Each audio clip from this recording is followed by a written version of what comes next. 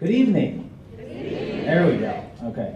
I don't want anyone to fall asleep. I don't know if your prime rib was the size of mine, but it was tough to finish, and if I ate the whole thing, I'd probably be sleeping right now. So, but it was excellent. So props to the group here who prepared that. Thank you to Cindy for all the work you've done to help make everything so seamless getting out here from Nevada.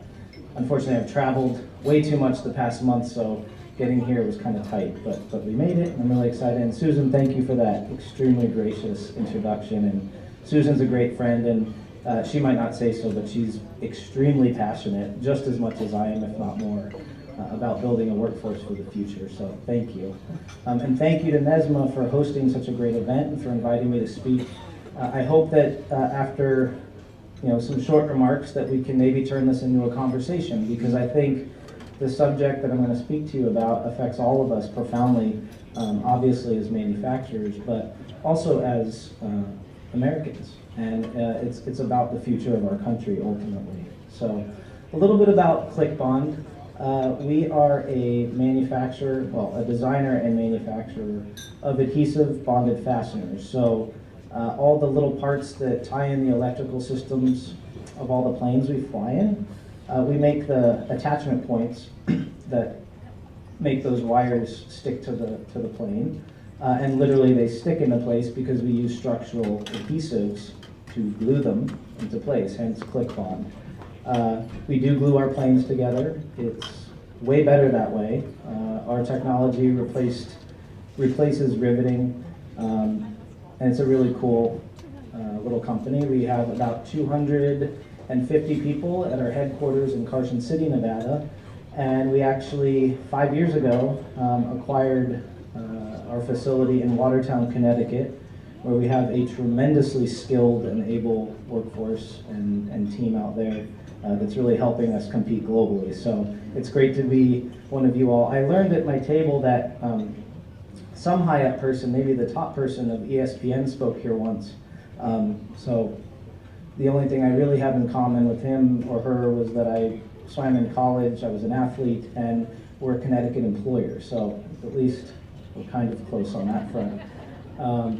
So one of the things that I'm very passionate about, and that ClickBond as a company is very passionate about, and I think you all are probably passionate about, is this notion of a skills gap.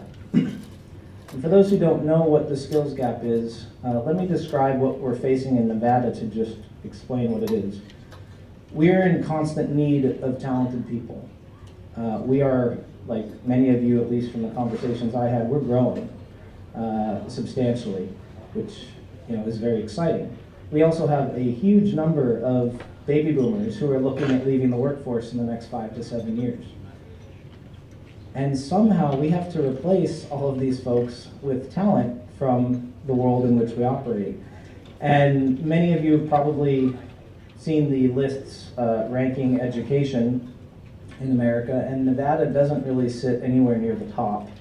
In fact, we generally fight with a few folks for the dead last place. Our high school graduation rate, I think, hovers around between 45 and 50%. That means kids who start 9th grade and end up finishing 12th, you're losing over half of them. That's a problem. Of the half who actually get a high school diploma and pass the high school proficiency exam, 56% of them require remediation up to 2 years in the community college system before being able to enter a proper 4-year degree or come work in our companies. It's a huge, huge issue. On top of that, we have the highest, well, I think maybe we've come down a notch, but one of the highest unemployment rates in the country. We lead the country in foreclosures. It's been a pretty tough situation. So as we're looking at growing our company and trying to replace all the talent that we've relied on for 25 years, it's a pretty scary situation looking at the state of Nevada. Come to find out, most states are in similar situations, maybe not with the exact same demographics, but we're all experiencing challenges finding good people.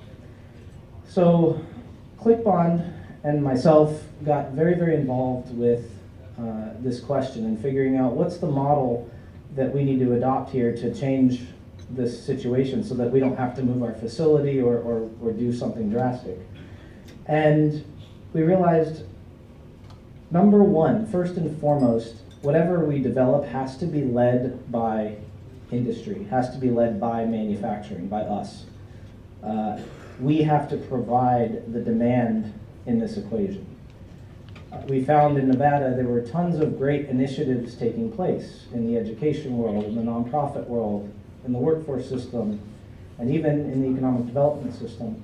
But none of them were driven by employers. And so what you found was a system where one of our community colleges developed a green energy, I think it was, whatever that means, green energy program, and funneled hundreds of people through a 2-year program. None of the people found jobs. Why? Because industry wasn't asking for green energy people.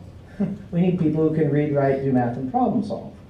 And had the communication between the higher ed system and manufacturers and employers as a whole been better, they might have made a better, smarter investment that would have benefited all of us.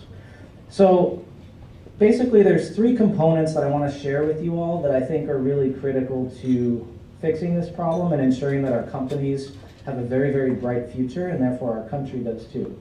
So the first is you've got to engage. And what I mean by engage is to really make something work and make that demand-driven piece happen. We've got to communicate what our needs are clearly and proactively. You might say, okay, to whom do we communicate these needs? You got to communicate it to education, both at the K-12 levels and also the higher ed levels. In Nevada, we're a small state, so the way we did it is we engaged with every superintendent of every county and got them bought into the idea that we have specific needs, and we really have worked to help build their understanding. At the higher ed level, we interacted with the community college presidents and the president and chairman and vice chancellor of the system of higher education. Again, in Connecticut, you have a much more massive group of people, but the higher ed engagement is critical. We engaged with our workforce system. In Nevada, probably in Connecticut, there's a substantial amount of money, that's actually your money, and it's our money, that is earmarked to help train people in skill sets that are relevant that help them get jobs. So we had to engage with the workforce system of the state to explain to them, here's our needs, and if you can somehow channel some of that money to training programs that match what we need, maybe this equation could start to work. We had a lot of success with that.